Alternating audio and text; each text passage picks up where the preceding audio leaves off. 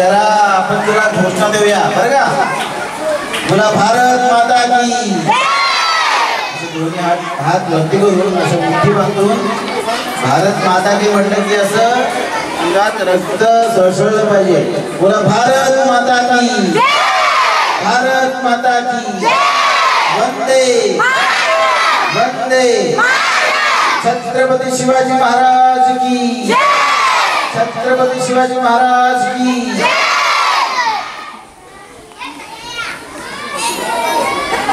विधवा फाउंडेशन तर्फे आयोजित आजच्या शाळेमध्ये 500-550 विद्यार्थ्यांना शैक्षणिक साहित्य वाटपाच्या प्रसंगी उपस्थित असलेले विधवा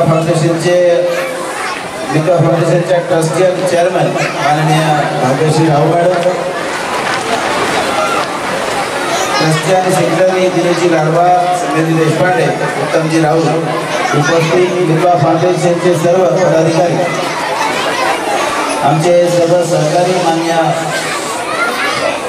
माजी कृषी परिषद सभापती अजितदादा तावडे, आमचे ज्येष्ठ सहकारी, स्थानिक रहिवासी कन्याकांती पाटील, उपस्थित सर्व माता भगिनी, पालक आणि गुरुजन वर्ग. खरं तर मी विधवा फाउंडेशनला खूप त्यांचा आभार मानून अभिनंदन करेन की गेल्या सातत्याने 10 वर्ष तुम्ही या भागामध्ये शैक्षणिक साहित्य वाटप करत आहात. त्यामुळे मुलांवर एका जोरदार काळा विधवा फाउंडेशनच्या या उपक्रमासाठी आणि सर्व पदाधिकाऱ्यांसाठी. गेल्या 3-4 वर्षापासून मी पण तुमचं काम बघतोय आणि खरोखरच मला कौतुक वाटतंय की आपल्या फाउंडेशनतर्फे आपल्या या परिसरामध्ये विद्यार्थ्यांना शिक्षणाची ओढ निर्माण व्हावी, प्रोत्साहन मिळावं, प्रेरणा मिळावी, या दृष्टिकोनातून तुम्ही जे शैक्षणिक साहित्य वाटप करत आहात. खरोखरच या बालकांच्या चेहऱ्यावरचा आनंद हे सगळ्यात मोठं यश त्या उपक्रमाचं असं मला वाटतं. आणि म्हणून त्या ग्रामीण भागामध्ये काम करताना निश्चित एक गोष्ट लक्षात येते की आता शिक्षणाचा टक्का वाढत चाललेला आहे. म्हणजे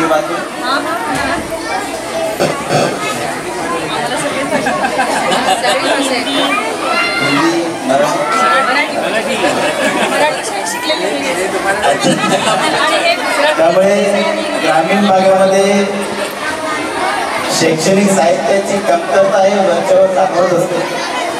पण केवळ शैक्षणिक साहित्यामुळे, स्टेशनरीमुळे, पुस्तकांमुळे ही मुलं शाळा बाह्य झाली नाही पाहिजे, ती शाळेत आली पाहिजे, त्यांना शिक्षणाची गोडी निर्माण झाली पाहिजे आणि एका प्रकारे प्रोत्साहन मिळालं पाहिजे. या दृष्टिकोनातून तुम्ही जो उपक्रम करत आहात किंवा तुमच्या कार्याला मी सलाम करतो. कारण आपण बघतो की या अशा उपक्रमांमुळे पालघर जिल्ह्यामधील विद्यार्थ्यांचा शैक्षणाचा टक्का वाढत चाललेला आहे. या वर्षीचा बरेच विद्यार्थी चांगल्या मार्काने पास आऊट झालेले आहेत. आता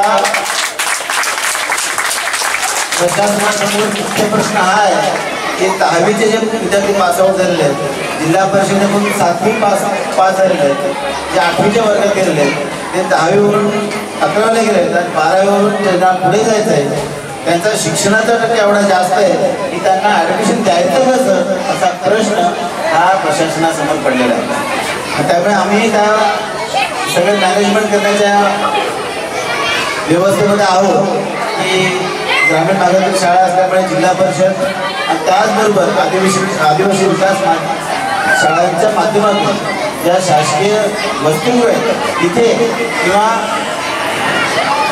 आपण ज्याला फक्त शिक्षणापुरती येऊन जाऊन करणं असं म्हणतो, तर अशा प्रकारे या विद्यार्थ्यांना सामावून घेणं महत्त्वाचं आहे. आणि त्याच्यामुळे आजच्या या उपक्रमाला मी शुभेच्छा देतो आणि अशाच प्रकारे आपण नेहमीच ग्रामीण भागाला सहकार्य करत आलेला आहातच. आणि त्यामुळे मला इथे येण्याचं भाग्य मिळालं. आणि खरं तर लहान मुलांमध्ये आपण म्हणतो की त्यांचं माध्यमिक उच्च माध्यमिक शिक्षण चांगलं झालं पाहिजे, परंतु जिल्हा परिषदेच्या माध्यमातूनच त्यांचा जर एखादा बेस चांगल्या प्रकारे तयार झाला आणि निश्चितच आमचे शिक्षक जे जिल्हा परिषद आहे ते उत्तम काम करतात, खूप काम करतात, खूप मेहनत करतात. त्यामुळे जर त्यांचा ह्या चिमुकल्यांचा बेस जर चांगला झाला तर निश्चित पुढे जाऊन त्यांना लिहिण्याची, वाचण्याची आणि एकंदरीत शिक्षणाची गोडी निश्चित निर्माण होते. आणि त्यामुळे बघतो की या पालघर जिल्ह्यामध्ये खूप चांगले विद्यार्थी चांगल्या मार्गाने वरच्या वर्गात पास होत आहेत आणि चांगल्या ठिकाणी त्यांना ॲडमिशन सुद्धा मिळत आहे. त्यामुळे मितवा फाउंडेशनच्या 10व्या वर्षात प्रदान 10 वर्ष पूर्ण झाल्याबद्दल मी तुम्हाला खूप खूप अभिनंदन करतो. आणि असेच उपक्रम घेऊन तुम्ही ग्रामीण भागात यावं आणि ग्रामीण भागाला एक चांगला दिलासा देण्याचा प्रयत्न करावा, जेणेकरून ग्रामीण भागातली जी मुलं आता शिकतील, सवय मोठी होतील, त्यांच्या यशामध्ये मितवा फाउंडेशनचं योगदान हे मोठं अनन्य साधन असेल असं निश्चित मला वाटतं. या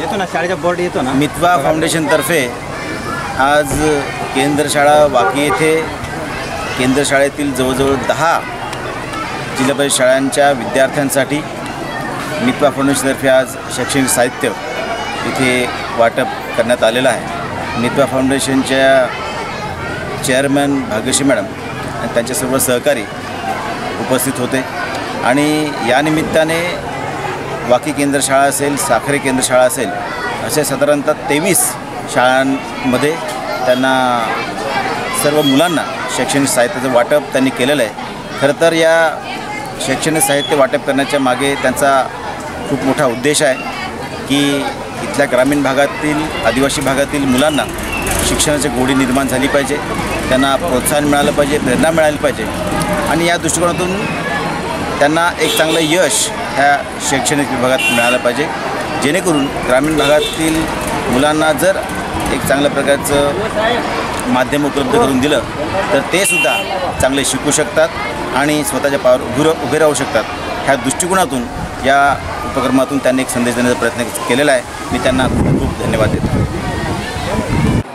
सर नमस्कार.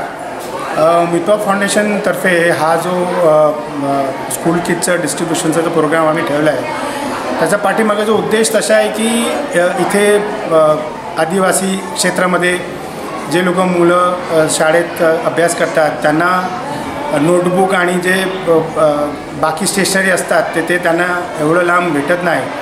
म्हणून आम्ही गेल्या 10 वर्षापासून, हा आमचं 10वा वर्ष आहे, आम्ही हे सगळं एकत्र करून आमचे जवळजवळ 300 डोनर आहेत तर त्यांच्याकडून डोनेशन एकत्र करून आम्ही हे सगळं जे स्कूल किट आहे ते परचेस करून आम्ही इथे डिस्ट्रीब्यूट करतो. तर शिक्षण, आता शिक्षण हे दुसरं सर्वात मोठं डोनेशन आहेत ते आपल्याला सगळ्यांनाच माहिती आहे.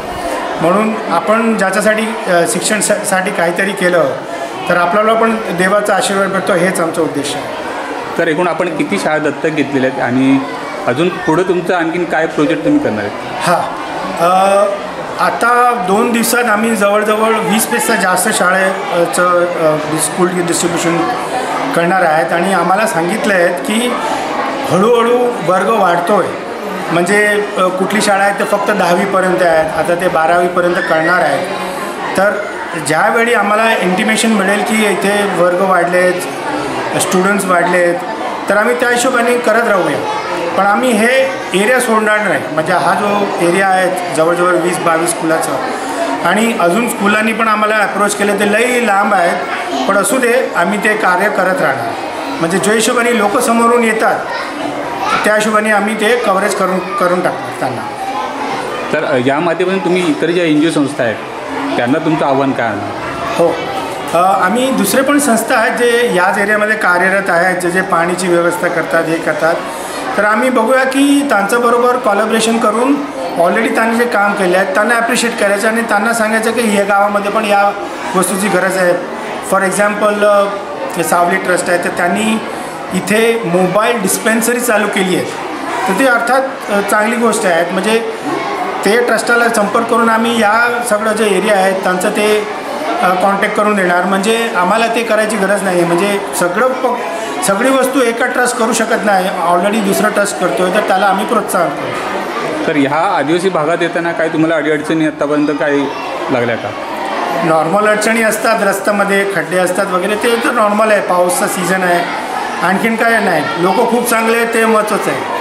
कुठे पण आम्ही गेलो तर आम्हाला चांगला प्रतिसाद मिळतो, ते सर्वात महत्त्वाचं आहे. आणि मिठवा फाउंडेशन सध्या पालघरच्या ग्रामीण भागात तुम्ही काम करतात. साधारणतः किती शाळा दत्तक घेतलेल्या आहेत, किती विद्यार्थ्यांचा शिक्षणाचा भार तुम्ही आता उचलत आहेत आणि ह्या ठिकाणी येताना तुम्हाला काय अडचणी उद्भवल्या? आम्ही इथे गेले 10 वर्ष काम करतो आहोत. आम्ही सुरुवात 6 शाळा आणि 150 मुलांनी केली होती. आज आम्ही जवळजवळ 23 शाळेचं वाटप करतो आणि 1300 विद्यार्थी आहेत. इथे येण्याच्या अडचणी म्हटलं तर सर्वात आधी आपल्या प्रवासाच्या, तिथून येताना रस्ते आपले ते खूप मोठी अडचण होऊन जाते यायचं, आणि सगळं तिथून आणायचं म्हणजे टेम्पो आणि सगळं, ते सगळ्या खूप मोठ्या अडचणी होतात. तर त्यासाठी जर काही सरकार करू शकलं आपल्या रस्त्यांना व्यवस्थित करायचं की आम्ही स्मूथली इथे येऊन पोचू शकू. आणि इकडे आमचा जो प्रकल्प आहे मुलांना सर्वांना, तर मुलांना यासाठी घेतलं आहे कारण ते आपले उद्याचं भविष्य आहे. तर त्यांना जर आपण घडवलं तर आपला देश घडवणार आहे. पण हाच आमचा प्रयत्न आहे की आपल्या उद्याला घडवण्यासाठी आम्ही मुलांना निवडलेलं आहे आणि त्यासाठी पुढे जात आहोत. तर मेडिकल क्षेत्र आहे ज्यामध्ये या ग्रामीण भागात आरोग्यासंदर्भात बऱ्याचशा काही फॅसिलिटी आहेत त्या करू शकतो आपण, असा तुमचा संकल्प का आहे का? हो, पुढचा आम्ही आता जेव्हा 10 वर्षाचा कार्यक्रम केला होता तेव्हा आम्हाला दीपक सावंतजी हे लाभले होते आमचे पाहुणे म्हणून. तर त्यांनी आम्हाला हे सांगितलेलं आहे की आपण आपल्या उद्याच्या माता, तर आपल्याला सशक्त माता बनवायचं आहे. त्यामुळे आम्ही हिमोग्लोबिन एस्टिमेशन हा नेक्स्ट प्रकल्प हातात घेणार आहोत आता ह्या साहित्य वाटप झाल्यानंतर. मग त्या निमित्ताने आपण सगळ्या मुलींना त्यांना काय काय त्याची गरज आहे, काय करू शकतो अजून पुढे, आणि त्यांना सशक्त बनवण्याचा प्रयत्न असणार आहे. पण असं ज्यापणे मुंबईमध्ये किंवा इतर शहरामध्ये मुलांना शिक्षण मिळते, कारण त्या ठिकाणी मोठमोठ्या चांगल्या वाचनालय आहेत, चांगल्या मशिनरी असतात. असा तुमचा संकल्प आहे का एखाद्या ग्रामीण क्षेत्राच्या शाळेमध्ये बरेचसे जे काही फॅसिलिटी आहेत मुलांना देण्यासाठी तुम्ही असा प्रयत्न तुमचा होऊ शकतो का? हो, आमच्यातर्फे जो प्रयत्न आहे, जसं आम्ही सुरुवात पाण्याच्या आणि केली होती, त्यांना फिल्टर वगैरे बसवून दिलं होतं, तसे अजून काय काय त्यांची गरज लागत जाईल तसंच आमच्या वतीने आम्ही पुढचे प्रयत्न करतच जाणार. मॅडम, इतरही NGO संस्था आहेत ज्या आता महाराष्ट्रामध्ये काम करतात, त्यांनीसुद्धा ह्या आदिवासी भागात यायला पाहिजे आणि इथं ज्या आदिवासी ना समस्या उद्भवतात त्याच्यावर काम करणं हे महत्त्वाचं. काय सांगाल तुम्ही? हो, नक्कीच काम सगळीकडे करणं गरजेचं आहे आणि कुठली एक संस्था एक हे काम पूर्ण करू शकत नाही आहे. आपण प्रत्येकाने जर आपला खारीचा वाटा उचलला, म्हणजे एक माणूस म्हणूनही आपल्या वतीने आपण तो खारीचा वाटा उचलू शकतो. आम्ही एक संस्था म्हणूनही आमचा खारीचा वाटा उचलतो आहे आणि मी प्रत्येकालाच आव्हान करीन की पुढे या आणि या ग्रामीण भागातल्या विद्यार्थ्यांना सहकार्य करा आणि त्यांना पुढे नेऊया, कारण आपल्या भारताला आपल्याला पुढे न्यायचं आहे. Subscribe for more content.